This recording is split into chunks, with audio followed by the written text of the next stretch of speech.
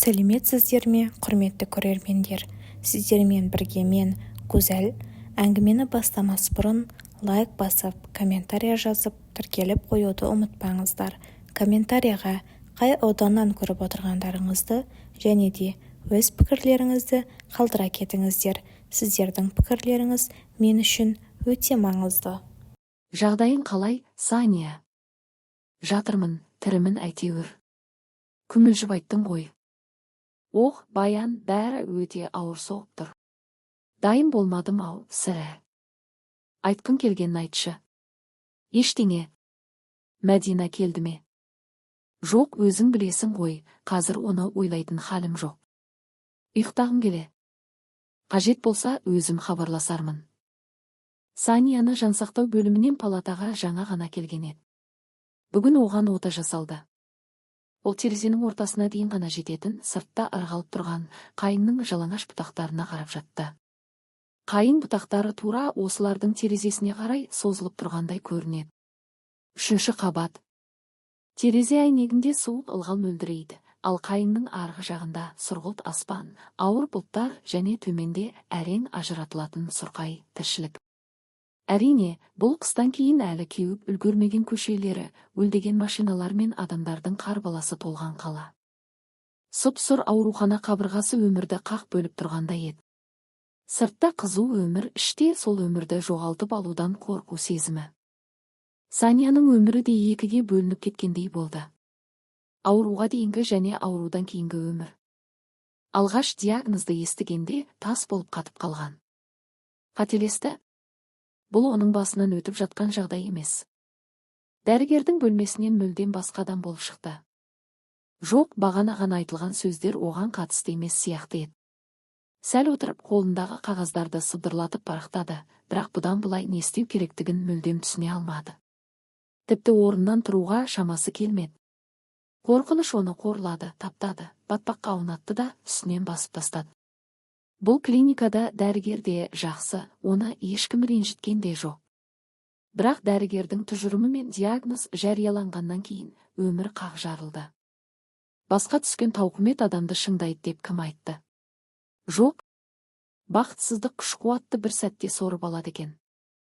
Тіпті көз жасын тыюға да дәрмен қалмады. Төңірегіне бейшара күйде жалтақтай қарап үйіне қайтты. Бейне бір айналадағы адамдардың бәрінің алдында кінәлі сияқты. Ал қорқыныш болса ұйқы бермеді, пәтерінің бұрыш-бұрышына тығылып алып, кеш бата сыртқа өрмелеп шығатында, таң атқанша кетпей қоятын. Мектепте де оның жүдеу жүзін, сөнген жанарын байқай бастады, бірақ ол үндемеді, өзін ұстауға тырысты, өйткені біреудің қайғысы ешкімге қызық емес. Кейін еңбекке жарамсыздық парағын алып, жуырда ота жасалуы мүмкін екенін айтқанымен, ауыр де екенін шек жағы ой деп қысқа қайырды, бірақ ойы сан-саққа жүгірді. Шіркін, егер. Дәрігер оны жұбатып, жігерлендіріп, аурудың ең үлкен одақтасы науқастың мұңға батуы екенін айтқан еді. Бірақ Сания сол мұңның түбіне бір жолата батып кетті. Ойын мазалаған жалғыз сұрақ. Не жазығым үшін? Өмір бойы дұрыс, адал тұрды, аттай жұмыс істеді ғой. Енді міне, басын сүйіп, жылап алатын ешкімнің жоқтығын анық түсінді. Иә, басындағы дертін айтып шағынатын ешкімі жоқ еді. Күйеуі болды деуге келмейді. Анасы бақилық болған. Ал құрбылары. Олардың аһ ұрып, ойбай-ау деп шулайтынын көз алдына айқын елестетті. Әбігерге түсіп емдеу жолдарын ұсынып, сосын бұл жаңалықты бүкіл әлемге жаяды. Олар жаңалық жеткізуді, әсіресе біреудің сорлағанын айтуды жақсы көреді. Нұргүл ме?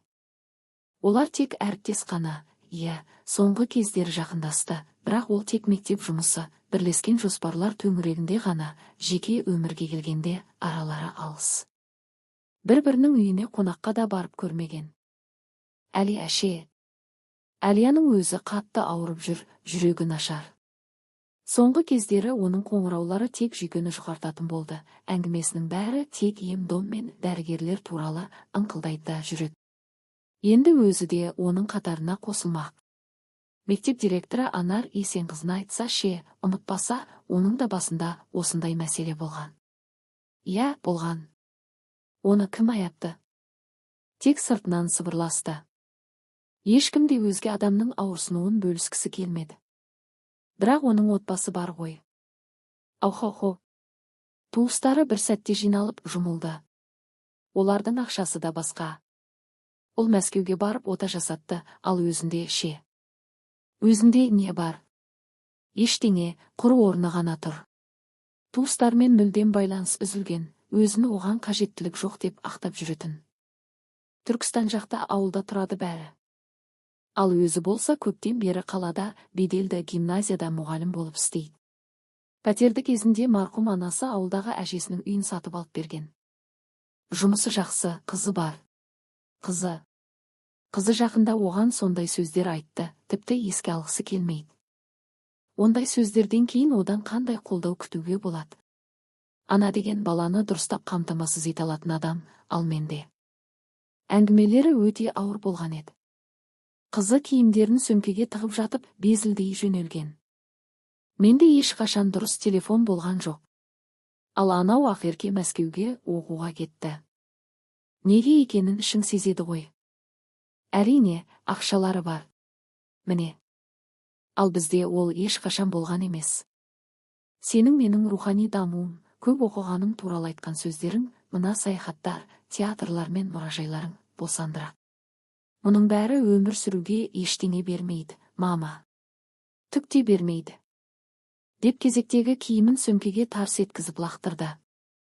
Неліктен мен осының бәрінен өтіп, Штраус пен Чайковскийді, Достоевский мен Дюманы ажырата білсем де, осының бәріне түкірген адамдар сияқты өмір сүре алмаймын. Саня үндемеді.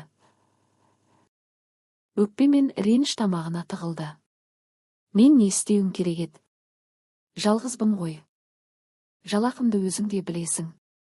Бала таппас бұрын, оларды қалай асырайтыныңды ойлау керек еді. Менің қазір айналысайын деп жатқанымда осы. Маған кедергі жасауды ойламады. Қызы есікті тарс жауып кетіп қалды. Оқуын тастап жолға шықты. Міне, Нұргүл, осылай болды. Мен әрқашан жаман ана болдым.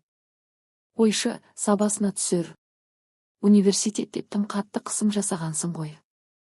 Содан ашу үстінде айтқанда. Жұмыс істеп көрсін. Не бопты? Тастаса тастаған шығар. Бірақ ол әлгі Ілияспен бірге кетті ғой. Оралға бара жатыр. Оларға жұмыс ұсыныпты. О, Құдай-ау, Нұргүл, оның жасы әлі 19-да ғана ғой. Саған айтар кеңесім, сабыр сақта. Өз қателігін өзі түсінсін. Білесің бе, сондай өкінішті жылағым келеді. Мен ғой.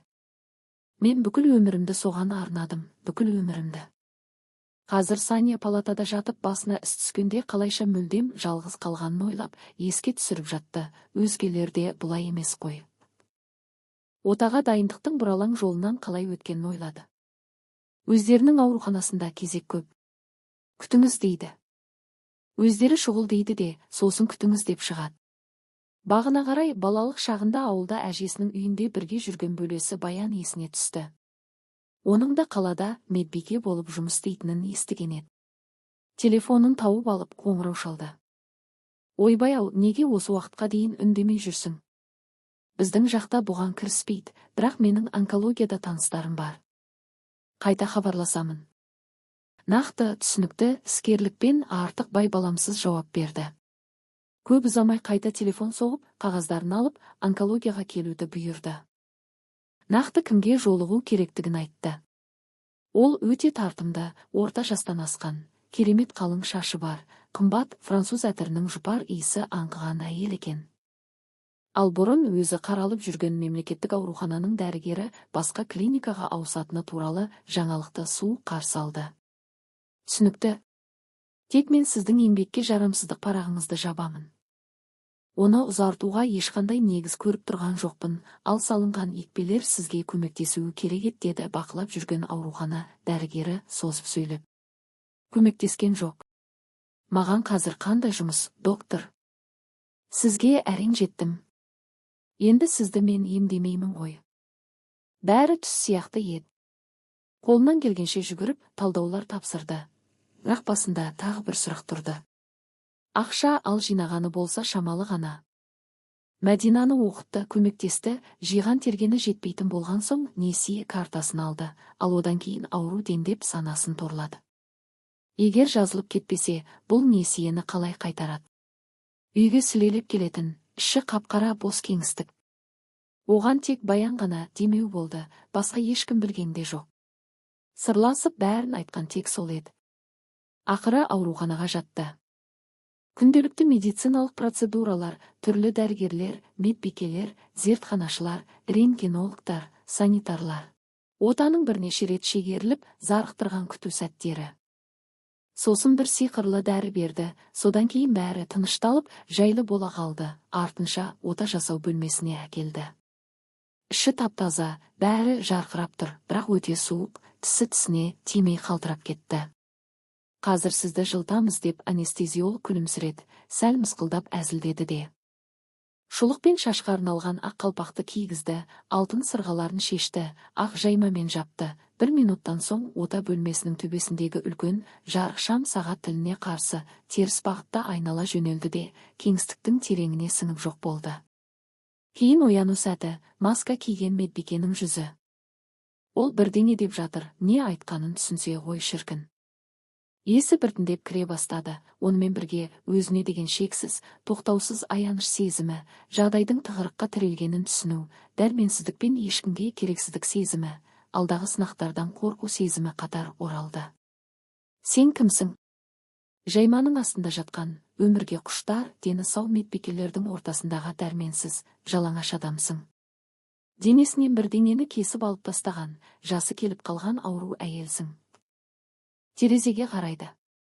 Жоқ, сен енді терезенің арғы жағындағы қалада ештеңені ойламай қырғыздап жүрген адамдар сияқты бола алмайсың. Сен енді мына беттесің. Ол көзін жұмды. Кешкісін көзін ашқанда алдында аппақ сүйкімді бір кейуана тұрды. Ол кереуетке қарай еңкейді. Қалайсың, айналайын? Жаманмын. Жауабы шынайы еді. Басы ауырып, бүкіл денесі сыздап тұрды, әрі катетерде өте ыңғайсыз батып мазасын алды. Шыда енді. Ота жақсы өтті. Хирург. Бағың бар екен деді. Бұл сөздер қазір мазақ сияқты естілді. Иә, сондай бағым бар екен. Жылы су берейін бе, алып келейін. Саған болат деді ме? Иә, болат. Кенет Саня өзінің қатты шөлдеп тұрғанын сезді. Қап қарадақтары бар әжімді қолдар оған төгілмейтін арнайы ыдыспен су созды. Менің атым Жаңыл Сұлтанқызы болады. Анау кереуетте жатырмын. Бірдеңе керек болса, шақыр. Түн азапты өтті. Әлгі кейуанада жайлап ыңқылдап шықты. Палатаға тағы бір әйелді әкелді. Ол түнде сандырақтап айғайлады. Саня ашуланды, ал Жаңыл Сұлтанқызы оның басында тұрып жұбатып бақты. Ал аулада көгілдір аспан астында қайыңның сырғалары тұрды. Қызық, әлі ертеді ғой деп тәжірибелі медбике Ризада таң қалды. Мен де соны айтам, мен де деп Жаңыл Сұлтанқызы төсегінен басын изеді. Бұл тегін емес. Кешке Баян келіп уәде еткен сорпасына келді. Саня оны әрең таныды. Олар тек телефонмен ғана сөйлесіп жүрген, ал жүзбе-жүз бала кезден бері көрмеген еді. Сәл бір ауылдық, провинциялық мінезі қалмапты, сол қалпы. Бірақ Баян ерекше ширақ, пысық екен. Бәрін біліп үлгеріпті, дәрігермен сөйлесіп, отаның нәтижесін оқып шығыпты. Саня, бәрі жақсы ғой.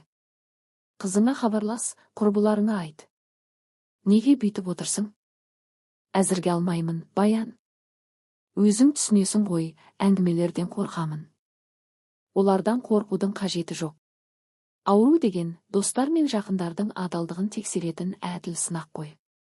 Құрып кетсін сол ауруы. Бұл маған не үшін берілді? Құдайға аян, Саня. Ауруды қарғама.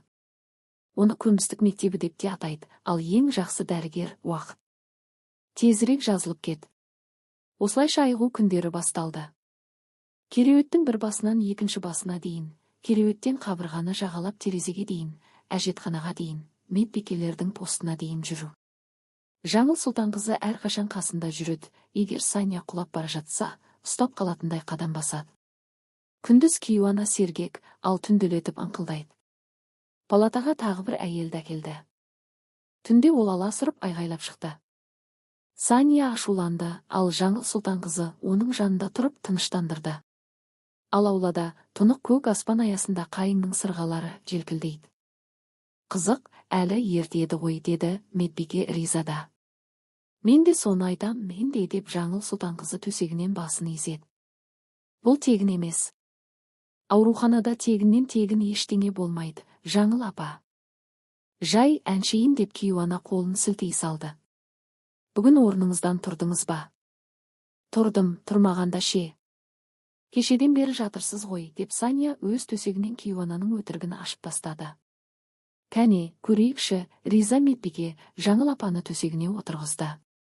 Бір жеріңіз ауырып тұрма? Жоқ, риза жан, бүгін күн сондай шуақты екен, тіпті көзді қарықтырып барады.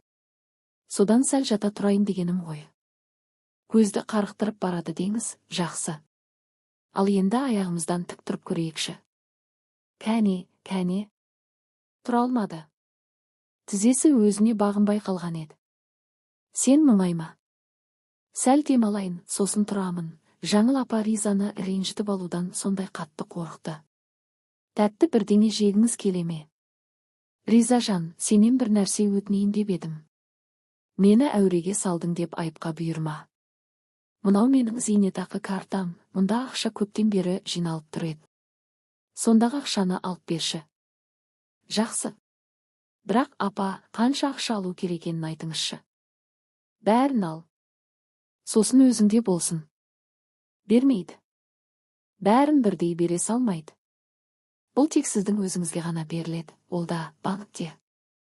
Қалайша бермейді? Қызық екен. Осылайша 2-3 күннен кейін жаңа апаны арбаға отырғызып, банкке алып кетті. Ал Сания есін жиған соң оның тағдырын естіп жағасын ұстады.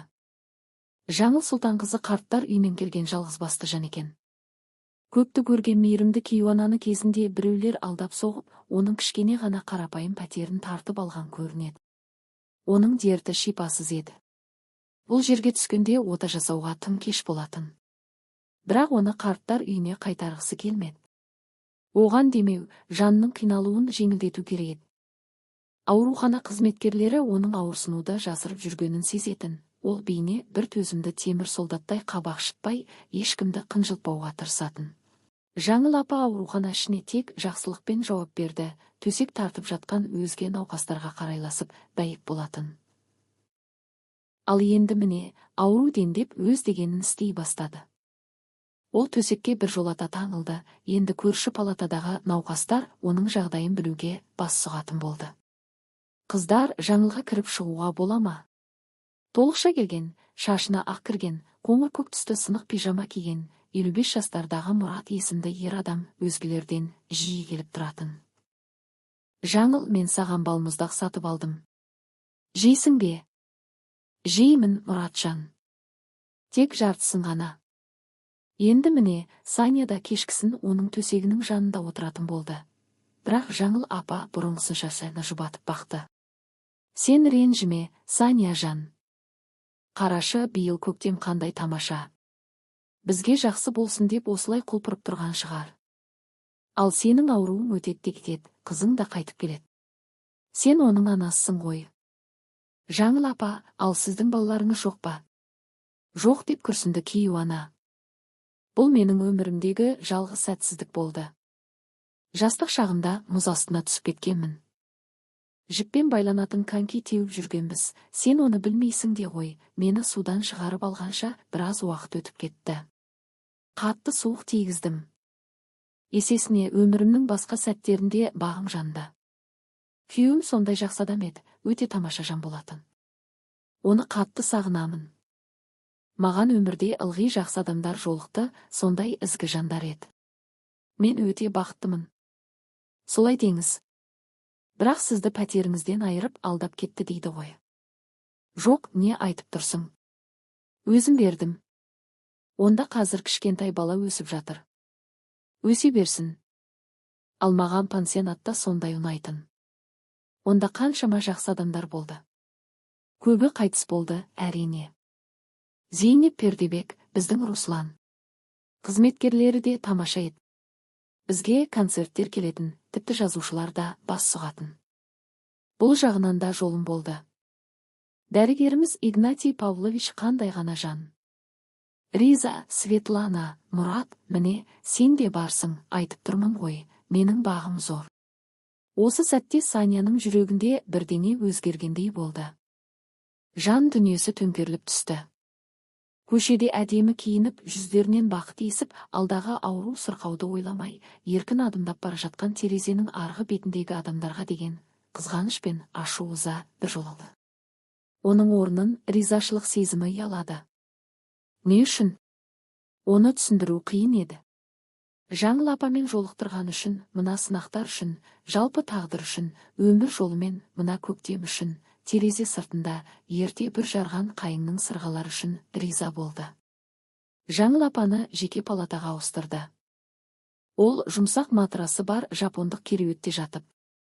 Өзімді қара теңіздің толқынында жүргендей сезінемін деп әзілдейтін. Көп ұзамай оны сол жапондық кереуетімен бірге қайтадан жалпы палатаға алып келді. Бұл оның тек палатаны сағынғаннан ғана емес еді. Бұл жердегілердің ешқайсысы ендігі өмірді онсыз елестете алмайтын. Сырғалары өсіп қалыпты ғой. Ұзын болып өсіпті.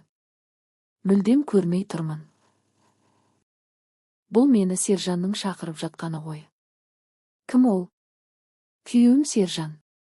Оның сәлемі бұл. Наурыз айы ғой. Ал ол мені мына сырғалармен шақырып тұр. Ол басын бұрғанда аппақ жаулығы сырғып кетіп, кіп-кішкентай құлағымен самайындағы бүлкілдеп соққан тамыры көрініп қалды. Жанында әрқашан біреу отыратын. Қасынан табылғысы келетіндер көп еді, соның ішінде Мұрат жиі келетін.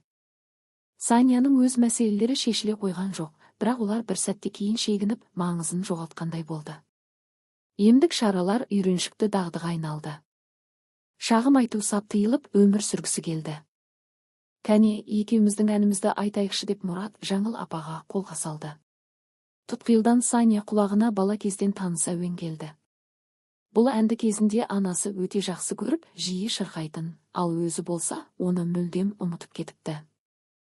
Дүниеде не болып жатыр? Жай ғана қыс қой. Жай ғана қыс дейсіз бе? Иә, солай деп ойлаймын. Мен де өзімше іс алып келемін. Сенің таңсәрден ұйқыға кеткен үйіңе қарай. Жаңыл апада бұл әнді біледі екен.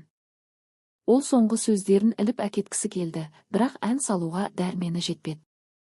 Мұның бәрінің соңы не болмақ? Ал соңынан қаңтар келеді. Қаңтар келеді дейсіз бе? Иә, солай деп есептеймін деп Саня да әнге қосылып, Мұраттың артына тақау келді. Мен бұл апа кітапты оқып келе жатқалы қашан. Бұл суреттері бар баяғы боранды әліппе. Жаңыл апа көзін жұмып, сыбырлап бірдеңе деді. Не деді? Мұрат оған қарай еңкейді. Біз Сержан екеуміз билейтінбіз. Деп сыбырлады да ұйқыға кетті. Саня оның жаулығын түзетіп үстін қымтады. Не айтты? Деп сұрады Мұраттан. Бізді билесін деп сұраған сияқты.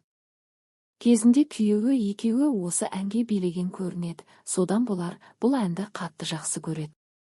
Саня жымиып ішін ұстады. Шіркін, мына халімен қандай би болмақ.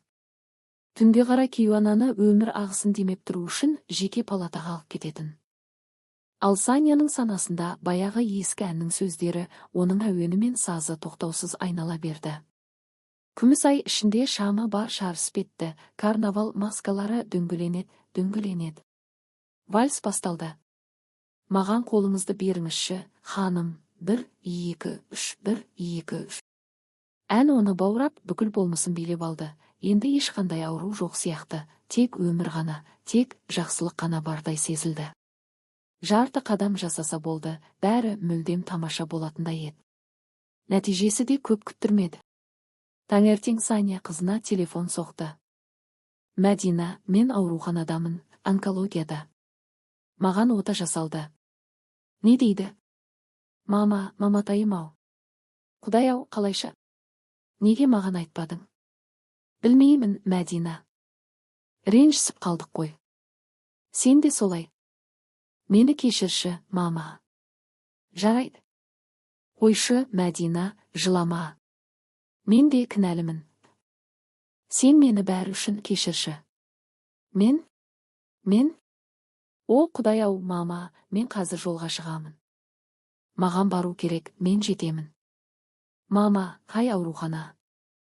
Тек байланыстан жоғалып кетпейші, жарайды ма?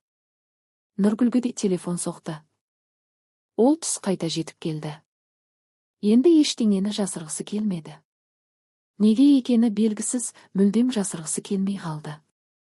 Охо, мына қалада қайыңдар ерте бір жарып кеткен бе немене? Сыртта әлі суық қой, деді Нұргүл таңғалып. Бұл Сержанның өзінің сүйікті әйеліне жолдаған сәлемі, деді Сания дауыстап. Ол көзін жұмып жатқан Жаңыл апаның жымиғанын көрді. Сонымен қатар Сания Баянға да қоңырау шалып, алғысын айтып жылап алды. Ауылдағы тәтесінің телефон нөмірін сұрады. Бекерге мақтанып араны үзіп алыпты. Жазылып шыққан соң, міндетті түрде барып, анасының сіңісіне сәлем беріп қайтады. Жаңыл апа жатқан жерге Риза Медбике кірді. Қымбаттым, менің жағдайыңыз қалай? Керемет. Тек нашар көріп тұрмын. Міне, сезіп тұрсың ба, Ризажан, сені де әрең көремін, деп сыбырлады ол. Мына ақшаны не істеу керектігін шешу керек. Олар сейфте тұр, шынымды айтайын. Жерлеу рәсімінен кейін де біраз ақша қалады. Сен, Ризажан, оны өзіңе алып қал, немесе жақсы адамдарға үлестіріп жібер, деп күрсінді. Ауруханаға не қажет, соны сатып алыңдар. Жаңыл апа енді сөз арасын үзіп-үзіп әрең сөйлеп жатты. Түу, мен ала алмаймын, алтын апам-ау, бұлай істеуге болмайды. Кәне, мұны кімге беру керектігін ойланайықшы. Жаңыл апа көрмейтін жанарын бөлме ішіне аударды. Беру керек пе? Жақсы. Онда 100 000 Мұратқа, 100 000 Санияға, 100-ін саған, Светланаға, Надияға. Риза оны тоқтатуға мәжбүр болды. Ақыры ақшаны 3 адамға, соның ішінде Санияға да бөлуді, ал қалғанын жерлеу рәсімімен құлптасқа жұмсауды ұйғарды. Бұл ақша Санияның оты алдында толық босатып алған несие картасын жабуына әбден жететін еді. Кешкісін Сания Кейуананың жанында отырды. Маған қызым келе жатыр, Жаңыл апа. Ертең кешке осында болады. О, жақсы екен, Сания жан. Мен қасыңыздамын, Жаңыл апа, қорықпаңыз. Мен қорықпаймын, деп жымиды ол. Менің бағым зор ғой. Түнде Жаңыл апа дүниеден озды. Жанында Риза Медбике болған еді. Оның жүзінде күлкі үйіріліп кеткенін айтты. Өзінің Сержанына кетті. Аурухана іші азан-қазан болды. Медбикелердің де, науқастардың да көздерінен жас тыйылмады. Жаңыл апаны бәрі де жақсы көріп үлгерген еді. Сания көз жасын сүрте отырып дәлізге шықты. Ол зертханашы қызды күтіп тұрған еді. Терезе алдында теріс қарап Мұрат тұрды, қолымен жүзін басып алыпты, еңкіш тартқан иықтары селкілдейді. Өзіне келе алар емес. Сания оның артынан тақап келді. Не айтуға болады? Мұндай сәтте сөз табу қиын. Жаңыл апа бәріне жат адам сияқты көрінгенімен жүректергеніп, онда мәңгілікке қалып қойды. Кенет көкейіне баяғы әннің сөздері оралды. Ол Мұратқа өте жақын келіп сыбырлады. Мұның бәрі немен аяқталмақ? Мұрат артына бұрылды, мұрнын тартты. Бірден болмаса да жуан дауыспен жауап берді. Сәуір келеді. Сәуір келеді дейсіз бе? Сенімсіз бе? Сания терезе сыртына қарап сұрады. Иә, сенімдімін. Мен бұл сыбысты естідім, өзім тексеріп көрдім, ол тағы да мұрнын тартып көзін сүртті. Бүгін тоғай ішінде сыбызғы үні естілгендей болды. Олай болса, бұдан не шығады? Сания басын бір жағына қисайтып жымиды. Өмір сүру керек пе? Ол сұрағандай болды. Шетен жеңіл көйлектер мен сарафандар тігу керек. Сания қолын тербете отырып әнді өзі жалғастырды. Мұның бәрін киюге болады деп ойлайсыз ба? Мұрат ауыр күрсініп сұрады. Меніңше, мұның бәрін тігу керек. Деп кенет қастарына тақап қалған зертханашы қыз қосылып, екеуі бірге шырқай жөнелді. Енді олар хормен айтып тұрған еді. Тігу керек, өйткені боран қанша ұйтқыса да, бұл қыстың билігі ұзаққа бармайды. Сондықтан жаңа жылдық бал құрметіне маған қолыңызды беруге рұқсат етіңіз, ханым. Кенет Мұрат сыпайылықпен оған қолын созды. Жаңыл апа олардан билеуді өтініп еді ғой. Қазір Сания бәріне қарамастан өзін сондай бақытты сезінді. Олар қол ұстасып ән айта жүріп билей бастады. Күміс ай ішінде шамы бар шарысып етті, карнавал маскалары дөңгеленеді. Вальс басталды. Маған қолыңызды беріңізші, ханым, 1, 2, 3. Осы кезде жас медбике қыз бұл әнді телефонынан тауып алды. Сержан мен Татьяна Никитиндердің барқыттай жұмсақ дауыстары аурухана дәлізін кернеп кетті. Ал Сания мен Мұрат билеп жүрді. Жоқ, олар вальс үйіріліп қатты айналған жоқ, жай ғана қол ұстасып вальс ырғағымен тербеліп тұрды. Жанында зертханашы қыз кәсіби деңгейде, серіктессіз ақ, жалғыз өзі айнала жөнелді. Палаталардан науқастар шықты, тағы бірнеше жұп құрылды. Біреулер ауыратын аяқтарына сүйеніп жай ғана ырғалып тұрса, біреулер қолдармен дирижерлік етіп тұрды. Міне, зертханашы қыз дәлізде өзі сияқты икемді өзге бір әйелмен бірге үйіріліп барады, ал жас медбике науқас жігітпен биге басты. Ер адамдар жасы үлкен және жас әйелдерге жақындап, қолдарынан ұстап, аурухананың кең дәлізінде билеп жүрді. Онкология бөлімі бүкіл дәрігерлік ережелер мен аурухана заңдарын бұза отырып, вальс ырғағымен дөңгеленіп жатты. 1, 2, 3, 1, 2, 3. Ал терезе сыртында көктем дөңгеленіп, өмір шыр айналып жатты. Ол ағаштардың бүршігін жарып, жерді жасыл желекпен көмкеріп, шалғындарға гүл сеуіп, өмір сүруге, сүюге және сезінуге тиісті жандарға өмірдің тағы бір жаңа парағын сыйлап жатты. Оны бәрімізге сыйлап жатқан еді. Осымен әңгімеміз тамам. Қателесіп кеткен жерлерім болса, кешірім сұраймын. Әңгіме ұнаған болса, лайк басып, комментария жазып, тіркеліп қойсаңыздар өте қуанышты болатын едім. Комментарияға қай ауданнан көріп отырғандарыңызды және де өз пікірлеріңізді қалдыра кетіңіздер. Сіздердің пікірлеріңіз мен үшін өте маңызды, ал тіркелу дүгмешесін басып қойсаңыздар өте қуанышты боламын. Сау болыңыздар. Мен сіздерге зор денсаулық тілеймін.